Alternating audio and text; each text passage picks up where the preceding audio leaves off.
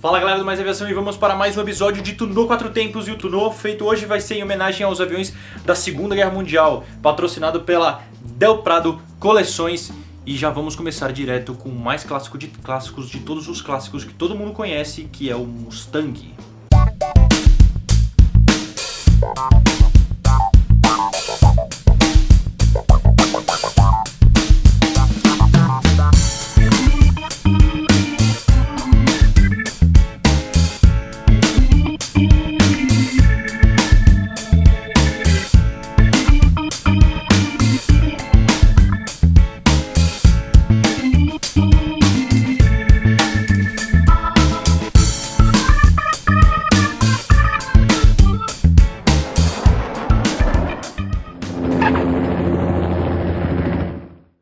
Bom, vamos começar com o Mustang. Peraí, deixa eu tirar o pedestalzinho aqui, eu fico preso.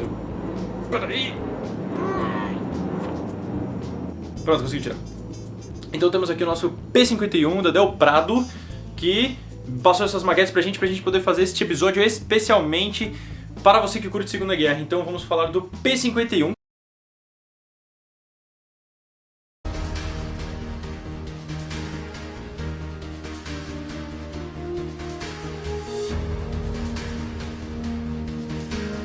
O que este avião tem de tão especial e tão clássico e de coisas que eu vou contar que você não sabia?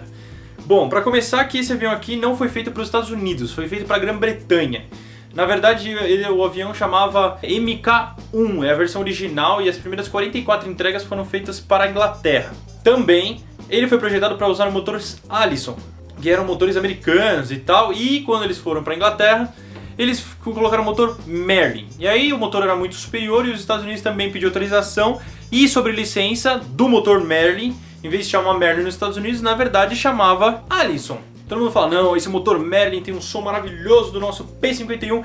Na verdade o motor é fabricado sob licença, não é exatamente o Merlin original em inglês. Na verdade é um Allison feito nos Estados Unidos. Então, se você ouve um Merlin de verdade, ouça um Spitfire, um Hurricane, um Lancaster, um mosquito voando na internet, no YouTube, aí que você vai ver o motor Merlin, o de verdade, o realista, o mesmo, o inglês originales, porque o do americano, do P-51 dos Estados Unidos, era Allison, feito sob licença. Então, sob licença, mano, sei lá, não é igual, né? Outra curiosidade sobre o P-51. Diz na guerra que ele matou mais ou menos 4.900 aviões inimigos, só perde pro F-6F Hellcat, que vai ter o Tunô Quatro Tempos de aviões da Marinha. Para quem não sabe, essa entrada de ar aqui embaixo, na verdade é a entrada do radiador, para esfriar o radiador. Sim, a entrada é aqui embaixo, longe pra caramba do motor, mas está lá e serve para resfriar o radiador. Ele tem um assovio, quando ele desce e mergulha, ele começa a fazer um... Então, este assovio é causado pela entrada de ar, aqui embaixo, que a entrada de ar é tão violenta e aí se estreita o caminho que ele faz esse assovio, assim como se assovia de verdade, né? É só passar por um buraco menor que o som sai mais alto, mais agudo. E este assovio é feito por esta entrada de ar. Ele teve várias versões, principais mudanças foram na capota, né? E com certeza no motor. E a fuselagem não teve tanta mudança, nem as asas, continuam sempre no formato retangular. Então a maior mudança foi na cabine. Antes tinha uma parede aqui atrás, depois foi a parede com menos cortes nos vidros, e aí depois acabou virando a bolha inteira, que é do P-51D, que é este que eu estou segurando, esta maquete linda da Del Prado, e ficou neste em definitivo e foi o famoso. Na verdade ele foi feito pro pessoal da Inglaterra para voos fotográficos.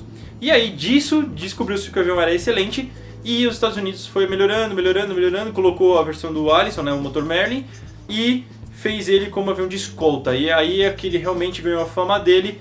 E ele tinha também um climb, uma subida excelente. E foi aí que ele ganhou toda a fama dele. Tinha subida excelente e aguentava ir e voltar com os bombardeiros. Também pelos acréscimos destes belos tanques aqui, que você pode achar que carrega pouquinho combustível, mas na verdade carrega combustível para um carro ir até Porto Alegre e voltar, e são 2.400 km.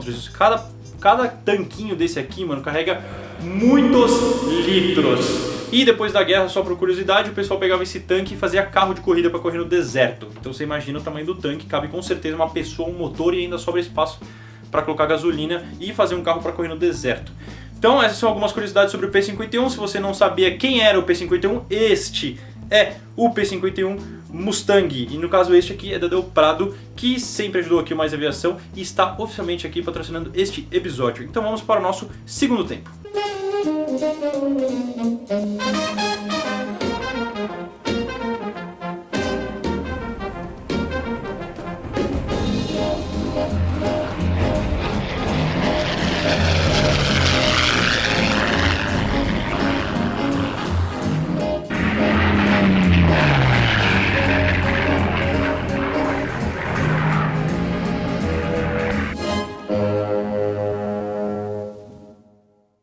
Bom, no nosso segundo tempo também vamos falar de um avião que tem motor Merlin, e agora ele é inglês, é o Spitfire.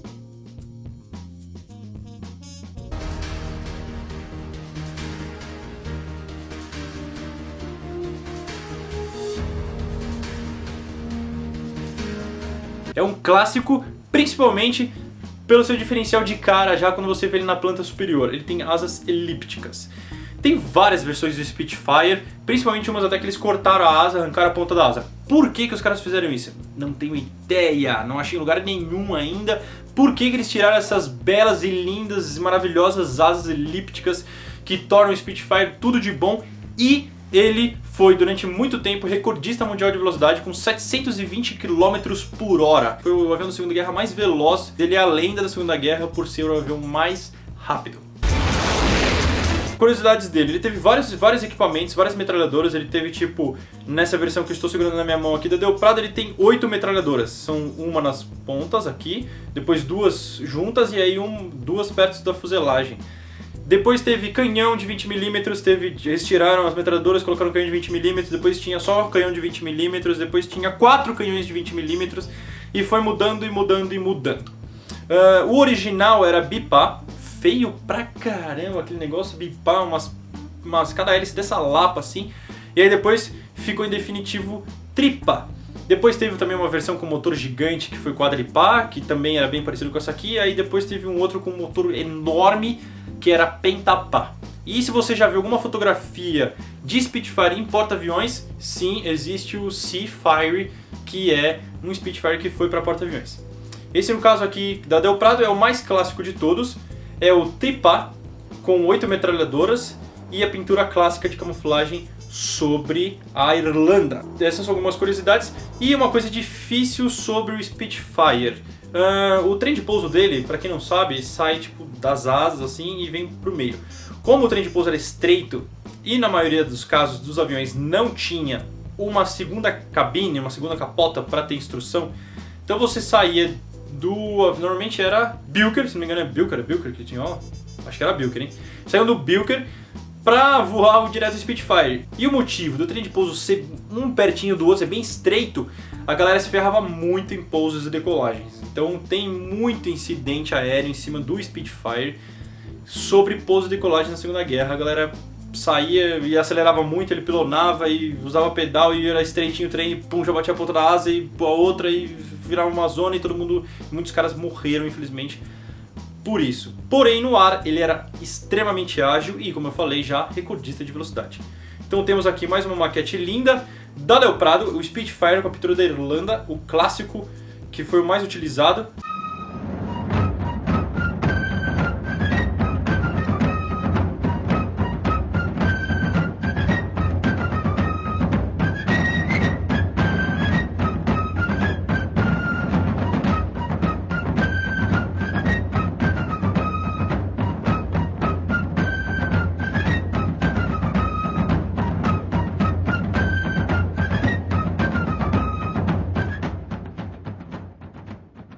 Bom, no nosso terceiro tempo agora a gente vai para a Alemanha, falar do grande e belíssimo Bf-109,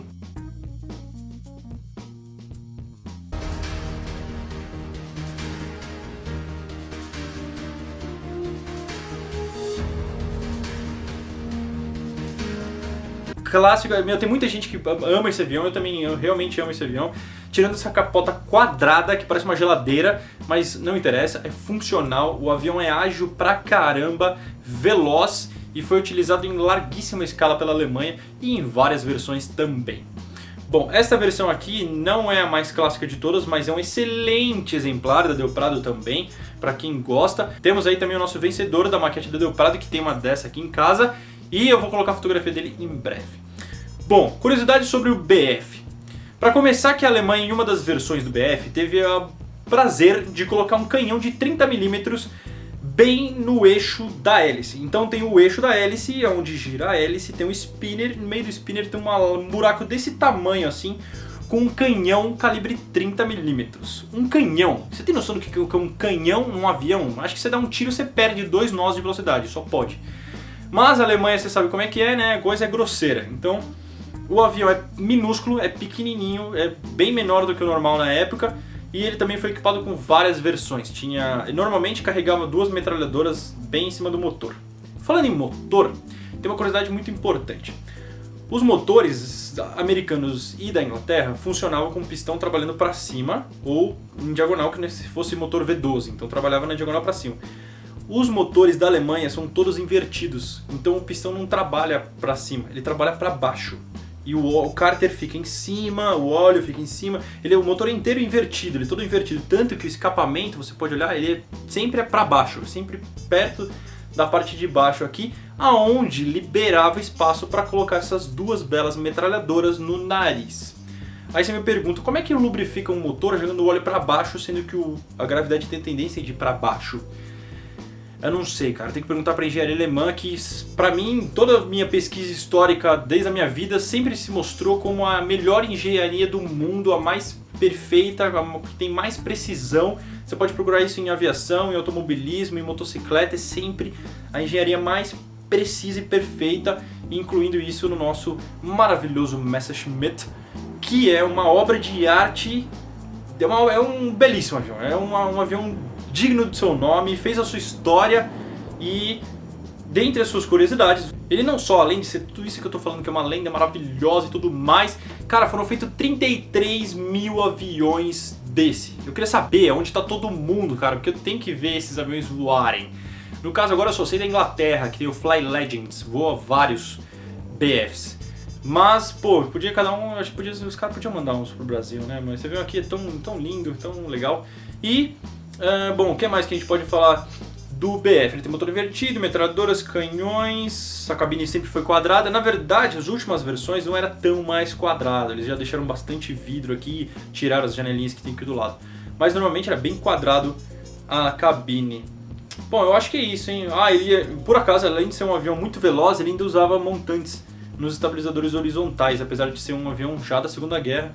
E sempre foi assim, sempre teve esse montantezinho. E para quem nunca viu, essa entrada de ar do lado esquerdo, que normalmente todas as versões têm um buraco de entrada aqui no lado esquerdo, é do turbo, tá? Só pra saber. Pelo menos foi isso que eu encontrei. Se eu estiver errado, você sabe que você pode mandar uma mensagem aí embaixo, né? Então este é o nosso BF-109, o avião alemão mais famoso da Segunda Guerra, e vamos para o nosso último Toulon.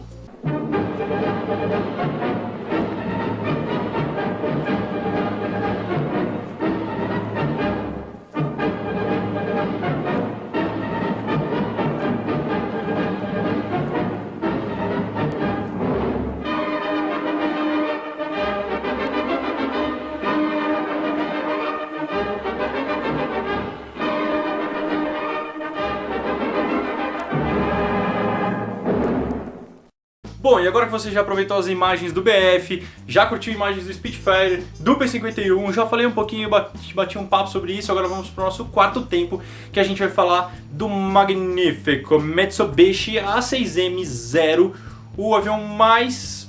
sei lá, velho, tem várias coisas aqui que você não vai entender nada, mas ele é uma lenda.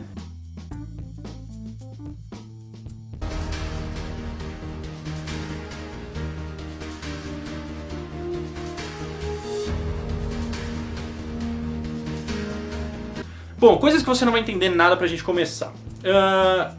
É um avião muito ágil, ele faz curvas excepcionalmente velozes, tem uma ascensão absurda, tem um mergulho perfeito e dá pra carregar uma bomba no meio, tinha capacidade pra carregar um tanque e era muito armado, ele tinha 2 metralhadoras no nariz, tinha metralhadora nas asas, dependendo da versão e tudo mais, era extremamente equipado, porém... para você chegar em todas essas qualidades, de mais ágil, mais veloz, precisa ser um avião leve, correto? Exatamente, era um avião leve. Por quê? Porque os japoneses simplesmente tiraram toda a blindagem que tinha perto do piloto e nos tanques de combustível. O que fez isso? Fez o avião ser tudo que eu já falei, ágil, veloz e tal. Porém, se você acertasse uma bala no zero, você matava o piloto ou tacava fogo no tanque. Isso, pra mim, não é bom, entendeu? Apesar de ter matado muitos aviões americanos na Guerra do Pacífico, o que eu vou falar, velho? Você dá um tiro no cara, mata o piloto ou dá incêndio no motor, velho. Por isso até que eu acho que... Será que foi por isso que eles viraram kamikazes? Porque pegava fogo fácil no tanque? Tinha que ser isso daí, né? Porque... Tirando essas coisas, assim, que você vai falar, nossa, eu não entendi por que isso. Esse aqui foi o primeiro grande projeto do Japão de alta tecnologia. Esse avião aqui é perfeito. As asas dele são distribuídas, a distância da fuselagem, o comprimento da fuselagem, o tamanho das superfícies de comando, as armas localizadas embutidas. Tirando, lógico, que não tem blindagem, mas é um avião extremamente ágil, tem um aileron gigantesco, é uma lapa de aileron, tem eu acho que, sei lá, é que deve ser que nem o Extra, né? O Extra tem o tamanho do aileron do 737. Mas foi um avião excelente e tem uma outra curiosidade muito engraçada sobre o Zero, que ele era um avião embarcado, era um avião de porta-aviões. Então, o que tinha? Nos Estados Unidos, aviões como o Corsair e o Hellcat, por exemplo, fechava a asa para trás, né? Ela guardava aqui para trás, assim. E o Corsair fechava tipo o chapeuzinho, assim, né? O Mitsubishi Zero também recolhia as asas, pra quem não sabe, mas tipo, é tipo só uma pontinha assim. Acho que, não sei lá, deve ser uns 50 centímetros da ponta da asa. Você pega, tipo, ao invés do americano fechava a asa assim, né, tipo, inteira. O japonês fazia isso aqui assim. Era só isso. Só. O quanto ajudava isso eu não sei, eu nunca vi uma foto de dentro do porta-aviões japonês pra saber quantos aviões cabia a mais, porque tipo 20 centímetros da sua asa tinha recolhida. Parecia uma winglet. Mas temos suas histórias loucas aí, né? E que mais? Tinha mais uma coisa que eu queria falar sobre o Zero. Não lembrei do que eu queria falar, mas vamos falar, né? Ele foi usado como kamikaze, também é uma das coisas famosas dele. Ele foi usado por outros países pós-guerra, incluindo os Estados Unidos. Seus malandros. Então eu vou deixar vocês com imagens do Zero. Espero que vocês tenham gostado deste bate-papo. Eu adoro falar de aviões da Segunda Guerra, devo ter falado até meio rápido, mas me perdoem, porque eu sou muito fã e vocês sabem que eu sou muito apaixonado pela aviação. Estou aqui fazendo esse episódio maravilhoso com o patrocínio da Del Prado. Todas as maquetes que vocês estão vendo aqui são da Del Prado. Se você quiser maquetes como essa, eu vou deixar o link do site deles aqui embaixo e a página do Facebook para vocês acessarem, para vocês verem os outros aviões que eles têm lá, que são muito bacanas. E a gente provavelmente deve apresentar novos episódios pra frente, mostrando outras maquetes deles e tal, como eu já mostrei em alguns episódios aqui atrás, ali. Tem os caças, Mirage, tem F-16 e etc. Bom, e se você quiser maquetes como essa, não são caras, são extremamente detalhadas, são pequenininhas, vem com um pedestal bonitinho pra você poder colocar no seu computador, no seu escritório, etc. E são maquetes que realmente valem a pena. Então entra no site dos caras e adquira já sua maquete dos aviões da Segunda Guerra, e tem até um pacote que, se não me engano, são aviões da Segunda Guerra, tipo dos aliados e do lado do eixo. Então se você curte aí o pessoal do eixo ou os aliados, tem um pacotinho que são 4 aviões, se não me engano, que junta esses temas. Tem aviões da Segunda Guerra, tem aviões modernos, eu sei que tem vários mini pacotes, ou você pode comprar individual mesmo, mas são excelentes as maquetes.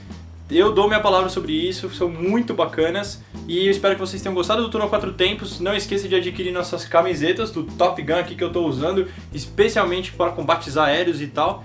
Então não esqueça de acessar nossa loja também, da Aerocast, para conseguir nossas camisetas. Tem camisetas novas lá, para quem curte caças modernos tem a camiseta nova do Pogachev, que vai vir junto com o nosso episódio de caças modernos. E tem outras novidades que vão chegar no mês que vem, etc. Então fiquem de olho, tem a Aerocast novo chegando com assuntos aí, assim, que você vai aprender muito. Tenho certeza que você vai aprender muito no Aerocast. Então eu espero que vocês tenham gostado demais desse Túnel 4 Tempos e até o próximo, que eu acho que eu devo falar de caças modernas, né? Primeira Guerra, Segunda Guerra, vou falar o quê? Guerra da Coreia, Guerra do Vietnã, Guerra Moderna? Me dá sugestões aí, manda aí embaixo o que vocês querem que a gente continue no próximo episódio. Falou, galera, tchau!